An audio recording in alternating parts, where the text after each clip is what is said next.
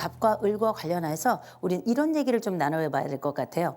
집에서는 왜 화를 참기 어려울까? 가족이 더 화를 많이 내. 맞아, 화를 많이 내. 생각해 보세요. 우리가 화라는 게 참 다루기가 어렵습니다. 참으면 화병이고 화를 내면 분노 조절 장애래요. 특별히 요즘은 마치 집 안에서 모두가 다 화낼 준비가 되어 있는 사람들 같아요. 맞아. 내 아이가 분명히 밖에 나가서는 너무나도 젠틀한데 어쩌면 집에만 들어오면 이렇게 나에게 성난 사자처럼 달려드는지, 내 부모는 밖에 나가면 수없이 누구나 다 호인이라고 말하는데 집에만 들어오면 나에게는 폭군에 준하는 이런 사람인 경우들도 많이 있잖아요. 맞아. 그러면 맞아. 생각해보면 이런 일이 왜 벌어질까? 안전의 역설 때문이에요. 뭐? 안전해. 안전의 역설? 역설이라고 하는 건 뭐냐면 우리가 진짜 안전하다고 싶을 때 우리의 진짜 모습이 나오게 되는 거죠. 우리 전두엽 들어보셨죠? 네. 전두엽 바로 옆에 전전두엽 들어보셨죠? 네. 요건 다 사회생활 할 때 쓰는 겁니다. 이성적인 판단이나 합리적인 판단을 할 때 쓰는 건데 이런 모든 것들은 다 직장에서 쓰고 퇴근과 더불어서 우리는 또 똑같이 전두엽도 퇴근한다. 이성적인 게 확 줄어드는구나. 부모가 화를 내는 집하고 자녀가 화를 많이 내는 집하고 어느 쪽이 더 두려울까요? 야, 그거 야. 막상 막한데. 진짜. 제가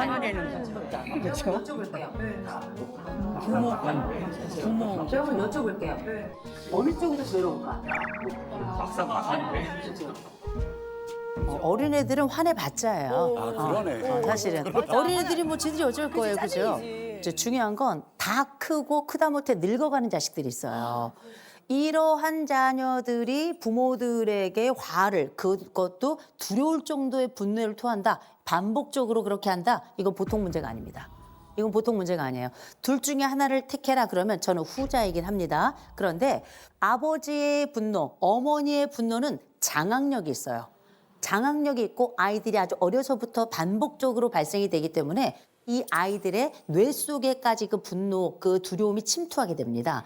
그래서 이렇게 늘 화내는 집, 거기다 분노의 상황 속에서 성장한 집에서 큰 아이들은 나중에 사회에 딱 나가죠. 큰 소리만 내는 상사를 만나도 완전히 쪼그라붙죠. 아주 강력하게 이 아이들을 사로잡기 위해 큰 소리를 주로 사용하는 방식은 지양하는 게 좋은 게, 아버지의 큰 소리만큼이 아니어도 그거보다 적은 소리만 나도 이 사람들은 화들짝 놀라게 되는 거죠. 굉장히 조심해 주셔야 되고, 대신에 자식이 더 무서워요.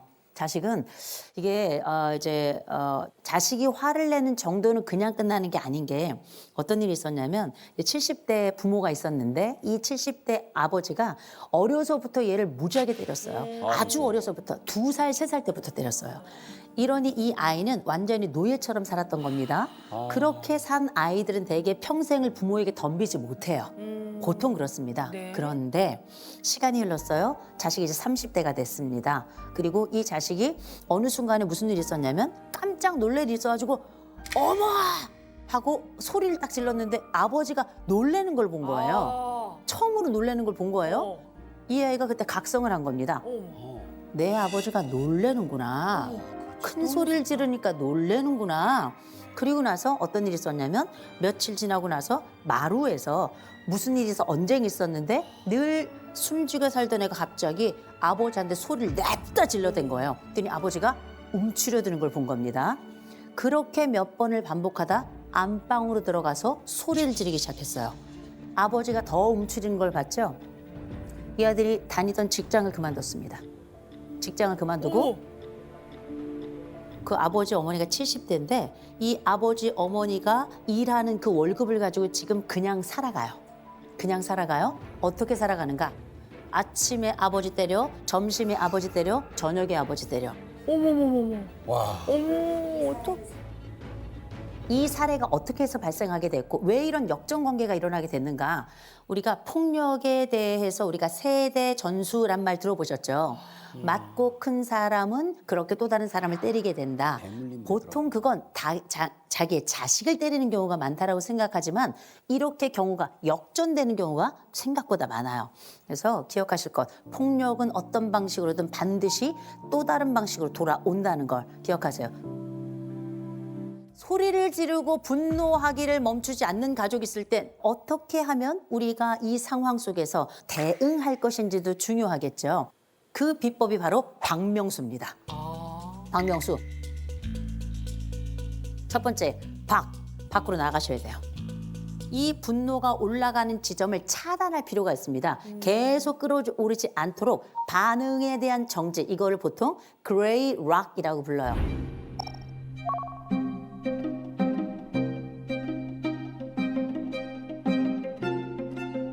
이 사람들도 관객이 있어야 화도 나는 거예요. 그래서 관객 자체가 사라지는 반응도 있습니다. 이렇게 밖에 나가는 이유는 디에스컬레이션이라고 부릅니다. 에스컬레이터 쭉 타고 이렇게 타고 올라가는 거죠. 상승하다라는 뜻인데 에스컬레이션에 대한 D가 붙으면 하강한다라는 뜻을 가지고 있어요. 감정의 하강을 가져오고 또 한 가지는 우리가 타임아웃 들어보셨죠? 어떤 행동이 잠시 멈추도록 그 시간을 좀 갖자라고 하는 과정인데 그래서 보통은 상대가 화가 많이 났어 분노가 쫙 올라와 그럴 땐 무반응하거나 혹은 경우에 따라 상황이 너무 심하다 싶을 땐 밖으로 나오셨다가 20분에서 적어도 1시간 정도 뒤에는 꼭 들어오셔야 된다는 거 그 말씀을 드리고요. 두 번째, 명확히 하셔야 됩니다.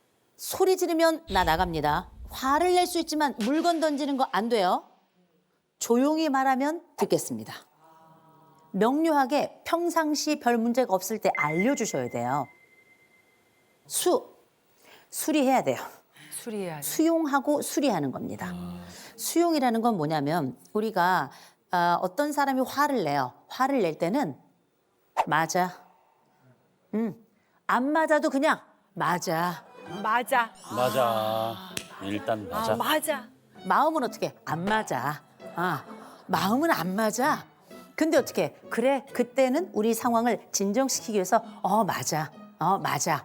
대신에 문제는 뭐냐면 너무 심하게 반복적으로 더군다나 뜬금없이 계속 화를 내는 사람은 고장난 거예요. 뇌가 고장나고 관계가 완전히 고장난 거거든요. 이때는 수리가 좀 필요합니다. 그래서 이때는 전문가를 좀 만나셔야 돼요. 만나시는데 생각해 보세요. 이렇게 성질 내는 사람이 상담받으러 가겠습니까? 안 가죠. 안 가죠. 10중 8구 이런 사람들은 자기는 문제가 없어요. 그래서 어떻게 하면 이렇게 우리 집에 문제가 있다고 생각되는 사람을 상담 현장에 데려갈까 생각하고 계신 분들 아마 많이 계실 겁니다. 제가 방법 말씀드릴게요. 여러분들이 먼저 상담을 받으러 가신다고 얘기하세요. 그리고 나서 한 번이나 두 번 정도 상담을 받으세요. 나도 한두 번 상담을 받으시면서 뭐라고 얘기하시냐? 내 문제를 해결하려면 당신 도움이 좀 필요하대. 내 문제를 해결하려면 너와 나 사이의 관계라서 네 도움이 조금 필요하대. 내 문제를 중심으로 그분들이 도움을 주러 오는 방식으로 이렇게 해석하시는 게 제가 볼 때는 가장 그래도 설득이 잘 되는 편이더라고요. 분노는 반드시 다른 사람을 태웁니다.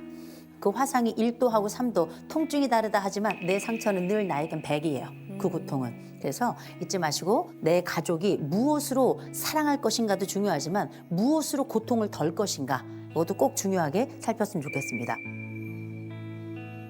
우리가 인간관계도 가지가지지만 그 가운데 우리 부부로 살아간다는 건 얼마나 대단한 일인가. 낯선 자들이잖아요. 모르는 사람들이에요. 더군다나 우리는 혈연으로 연결된 사람도 없습니다. 그럼에도 불구하고 우리가 인연이 됐다는 건 정말 대단한 일이다. 엄청난 일이다. 그리고 이 인연으로 함께 만나서 앞으로 살아가는 일은 더 엄청난 일이다. 근데 생각해보면 다른 집들은 다 문제가 없다고 생각이 들잖아요. 보통 사람들은 다들 다른 집들은 잘 지낸다고 생각하고 다른 가족은 우리 집보다 행복하다고 생각합니다. 근데 이건 완벽하게 착각입니다. 완벽한 착각이에요. 이 세상에 문제없는 부부는 없습니다. 부부싸움 하죠. 부부싸움 좀 징그럽게 하는데 싸울 때도 몇 가지 원칙을 좀 가지고 있어야 되는데 첫 번째, 폭력이나 욕설은 안 돼요. 이건 말할 것도 없어요. 자, 이런 부분에 대한 1차적인 약속이 하나 있어야 될 것 같고 2차적으로 뭘 해야 될 것인가? 전 장소를 정해야 된다고 생각합니다. 근데 전 이런 말씀 드립니다. 사랑은 은하수다방에서 싸움은 별다방에서. 전 별다방하고 콩다방을 많이 권해드려요. 사람이 많으면 많을수록 좋아요. 왜냐? 우리가 이런 사람 많은 공간에 가죠. 첫째, 폭력이 거의 안 돼요. 저는 별다방에서 주먹 나가는 거 본 적이 없어요. 그렇죠? 두 번째, 별다방에서 상욕하는 사람들 거의 본 적이 없습니다. 그죠? 그래서 다른 사람들의 시선을 의식하면서 싸워. 사람들이 있고 그러나 우리들의 대화는 계속 이어질 수 있다는 이 전제를 꼭 기억하신다면 사랑은 은하수다방에서 그리고 싸움은 별다방에서. 많은 전문가들이 부부싸움 아이들 앞에서 하지 말아라 이런 얘기 많이 하시더라고요. 전 그렇게 얘기하지 않습니다. 하세요. 제가 이런 말씀을 왜 감히 드리느냐. 부부싸움도 이게 특징이 있습니다. 어떤 특징이 있냐면 들으라는 듯이 소리 질러가며 고래고래 외쳐가며 싸움 무조건 공개적으로 해요. 그럼 아이들은 안 들을 거라 생각하죠. 아이들은 본능적으로 귀가 열려 있습니다. 다 들어요. 그러면 이 부부가 싸울 때만 이런 특이점이 있는가? 화해할 때도 특이점이 있어요. 왜 싸울 때는 공개적으로 싸우고 화해할 때는 지들끼리 방에 들어가서 화해를 해. 그러니까 애들이 볼 땐 얼마나 이상하겠어요. 분명히 내 앞에서는 짐승같이 싸우더니 방에 들어갔다 나오더니 호호호호 하고 나오는 거예요. 애들이 생각하죠. 아, 환자구나. 이렇게 생각하겠죠. 그래서 싸울 수 있습니다. 최대한 안 싸워야 되겠지만 아이들에게 싸우는 모습 보여줬죠. 화해하는 모습도 보여줘야 하는 겁니다. 그래야 아이들이 엄마 아빠 싸울 때 예측을 하는 겁니다. 아이가 예측을 하면 큰 일에 대한 불안이 줄어들고 안심이 높아지거든요. 싸움을 목격하더라도 예측이 가능하도록 해줘야 되는 겁니다. 저는 먼저 이 말씀을 드립니다. 버려야 됩니다. 버리기. 이 세 가지가 어쩌면 우리가 부부로도 살아가면서도 좀 굉장히 중요한 거라 생각을 합니다. 첫 번째, 버리기 할 때 첫 번째가 버튼을 찾아라입니다. 우리가 인간관계가 있죠. 딱 두 사람 이상이 만나잖아요. 그러면 무조건 구조가 만들어집니다. 이 구조가 딱 만들어지면 이 구조 속은 무조건 두 개의 버튼이 만들어져요. 발작 버튼, 안심 버튼이거든요. 자, 발작 버튼은 어떤 것인가? 이런 말 하지 마, 나 돌아버린다. 이런 행동 하지 마, 나 완전 뚜껑 열린다. 이거 벌써 머릿속에 확 떠올랐잖아요. 그죠? 저희 남편이 저에 대해서 뭐라고 하는 사람이 아니에요. 정말 한 가지 질색하는 게 있습니다. 식탁 위에 가방 올리는 거. 아니, 내가 그 가방을 화장실에서 이렇게 청소를 하다가 놓은 것도 아니고 그냥 가방 위에 올려놓을 수 있는 거 아니겠습니까? 왜? 식탁은 닦으면 되잖아. 근데 이 사람은 이게 용납이 안 되는 거예요. 저희 지금 결혼 27년 차인데 여전이에요. 왜냐? 한 번 올리지 말라 그랬을 때 제가 안 하긴 했는데 왜 안 되는지를 모르겠는 거야. 그러는 거예요. 그래서 저도 그 뒤로 아무 이유를 잘 모르겠으니까 저도 모르게 자꾸 올렸더니 이 사람이 한 번은 화를 내더라고요. 왜 자꾸 테이블 위에 가방을 올리는 거야? 그 제가 뭐라 했어요? 미안해. 뭐 간단해요. 미안해. 자, 근데 저도 싫어하는 게 있을 거 아니에요. 전 뚱뚱하단 말 진짜 싫어해요. 웃지 마. 웃는 것도 싫어요. 왜냐, 전 평생 들었거든요. 평생. 저는 지금이 제일 날씬할 때예요. 근데 저희 남편이 몸으로 뭘 얘기하는 사람은 아닌데 한 번은 이런 얘기를 하더라고요. 살을 좀 빼지. 그때 제가 84kg였어요. 조금 나가긴 했어요. 그러면은 해도 돼. 뭐라고요? 예, 죄송합니다. 네. 몸은 개인이 살리는 걸로. 네. 저는 듣고 싶었던 말이 있는데 듣기 싫었던 말을 먼저 시작하니까 그 말이 그렇게 섭섭하고 싫고 사실 그 뒤로 제가 그 불편한 얘기를 한 번 했고 그 뒤로 그 사람은 한 번 얘기하면 꼭 들어주는 사람이라 괜찮아졌어요. 근데 누구나 이렇게 한 번 얘기한다고 해서 이게 해결되는 문제는 아니란 말이에요. 왜냐? 내가 싫어하는 말, 내가 싫어하는 그 행동 이거 여러분 배우자가 알까요? 모를까요? 알지. 다 알 것 같은데. 알 것 같아요? 알 것 같아요? 알면 럭키예요. 이건 대화가 많은 가족들은 아는 경우가 많아요. 근데 10중 8구 모릅니다. 10중 8구 몰라요. 그래서 어떻게 해야 되는가? 알려주셔야 됩니다. 알려주는 게 먼저예요. 구체적으로 단위를 쪼개서 바로 이런 단어, 이런 문장 아주 구체적으로 알려주셔야 알아듣는 거고요. 또 하나 행동도 정지화면 같아야 돼. 딱 정지화면, 요 장면에 바로 요 행동 알려주셔야 돼요. 그래서 이 사람이 이 행동이 줄어들었어, 이 말이 기꺼이 줄어들었어, 이 사람하고는 다음 생에도 결혼하세요. 다음 생에. 왜냐? A를 줄일 수 있는 사람은 B를 시작할 수 있는 사람이에요. 이거 굉장히 중요한 거라 꼭 그렇게 하셔야 되는 게 부부 생활을 오래 했던 분들이 착각하는 게 있어요. 보통 내가 결혼 10년 했어, 20년, 30년 했어 하는 분들이 뭘 얘기하냐. 야, 내가 너를 모르니? 야, 내가 네 엄마보다 너를 잘 알아. 내가 너랑 네 엄마보다 너랑 오래 살았어. You know? 아는 집구석이 그래요? 그죠? 안다는 건 착각이다. 우리의 어제와 오늘도 다른데 어떻게 우리가 아닌 또 다른 사람들의 이 상황이 정확하고 적확하다라고 얘기할 수 있겠습니까? 그래서 내 거 알려줬으면 그 사람에게도 상상 말고 물어봐야 되는 겁니다. 자, 그런데 재밌는 거. 이런 발작 버튼이 있으면 우리가 그렇게 이혼하고 우리 관계가 파쇄된다고 생각하시죠? 이것 때문에 그렇다 생각하시죠? 절대 아니에요. 진짜 이 부부들이 파쇄되거나 아니면 이 관계가 흐트러지는 가장 중대한 이유는 뭐냐면 안심 버튼이 없어서입니다. 안심 버튼이 뭐냐? 내가 힘든 순간에 그가 나를 위로하는 방법을 알고 있는가? 우리가 다퉜을 때 화해하는 방법을 아는가? 또 그가 나와 함께 다퉜을 때 서로 용서의 기술을 알고 있는가? 이게 사실은 안심 버튼이거든요. 저도 이렇게 이렇게 나오잖아요. 그러면 제 남편은 저를 달래는 방법, 저를 마음을 풀어주는 방법을 100% 알고 있습니다. 제 남편은 저를 데리고 식당을 가요. 한 4종 이상을 딱 시켜. 4종을 다 시키고 얘기해요. 얼른 먹어, 빨리 먹어. 얼른 먹어, 빨리 먹어. 제가 넘어갑니까? 안 넘어가지? 안 먹어. 하지 마, 안 먹어. 고선 씨 빨리 먹어, 얼른 먹어, 얼른 먹어, 얼른 먹어. 먹잖아. 괜찮다. 심지어 다 먹어요. 근데 같은 상황이라도 저희 남편은 그때 식사를 하죠. 속이 불편하단 말이에요. 이건 뭔지 아세요? 다른 거예요. 사람은 내가 가지고 있는 그 방식과 내 파트너는 반드시 다른 방식을 가지고 있는 겁니다. 그러니 저도 어떻게 물어봐야 되겠죠? 상상 말고. 제가 물어봤습니다. 여보, 자기야, 당신이 화가 나거나 마음이 불편하거나 힘들 때 내가 어떻게 해주면 좋을까? 그랬더니 제 남편이 얘기하더라고요. 자기를 그냥 좀 놔둬달래요. 당신이 화가 풀렸다는 걸 내가 그럼 어떻게 알 수 있을까? 그랬더니 밥 먹자 그럼 풀린 거래요. 저희는 규칙을 말한 거예요. 규칙을. 좋은 규칙을 가지고 있는 집은 좋은 구조를 만들고 좋은 고백으로 이어집니다. 우리 부부는 어떤 규칙을 가지고 있는지를 잘 보셔야 되는 겁니다. 그래서 발작 버튼, 내 안심 버튼 알려주고 물어보는 겁니다. 그리고 요게 규칙이 자리를 잡을 때까지는 조금 유지해주고 인내를 좀 해주셔야 돼요. 그래야 우리는 좋은 규칙이 만들어지고 좋은 구조를 통해 반드시 좋은 고백으로 이어질 겁니다. 제가 아까 버리기 할 때 첫 번째가 버튼을 찾아라입니다. 리는 뭐냐? 사랑보다 의리예요. 사랑 식어요. 100% 식습니다. 우리가 PEA라고 하는 사랑 호르몬이 있어요. 페닐에티라민이라고 하는 이 사랑 호르몬이 기본적인 수명이 한 2년에서 길어야 3년입니다. 근데 다시 또 생겨요. 그런데 생각해보면 우리가 결혼을 했을 때 많은 인생 선배들이 얘기하죠. 우리는 의리로 살아. 의리로 살아있죠. 그 집은 죽을 때까지 사는 집입니다. 사랑은 변하나 의리는 더 오래 가죠. 그리고 이 의리는 늘 강력하고 때로는 위기의 순간이나 불편한 순간에도 서로를 지키는 힘이기 때문에 저는 오히려 사랑을 외치는 것보다 오히려 오래 살고 싶다면 의리를 외쳐라라고 말씀드립니다. 의리! 이거보다 더 중요한 게 하나가 있어요. 세 번째, 연기입니다. 연기. 연기. 우리가 살아가면서 이 연기라는 것을 많이 잊고 살고 또 연기라는 것을 하면 안 된다고 생각하거든요.